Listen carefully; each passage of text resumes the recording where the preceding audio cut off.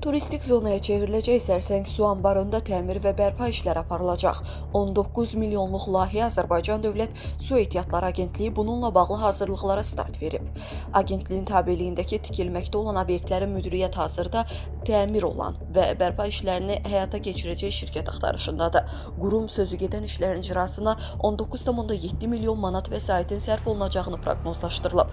Sərsəng su anbarının layihələndirilməsi işlərini isə Türkiyənin Temelsu Uluslararası Mühəndislik Hizmətləri Anonim şirkətinin Azərbaycan Respublikasındakı filialı 784 min manata hazırlayıb.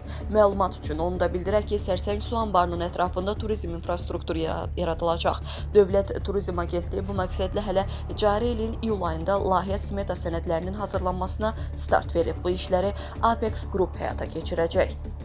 Qeyd edək ki, mühüm strateji əhəmiyyətə malik olan Sərsəng su anbarı Ulu Öndər Heydər Əliyevin təşəbbüsü ilə tikilib. 1976-cı ildə ümummilli lider Heydər Əliyev su anbarının açılışında şəxsən iştirak edib. Sərsəng su anbarı Azərbaycanın ən bol sulu çaylarından olan Tərtər çayının üzərində yerləşir.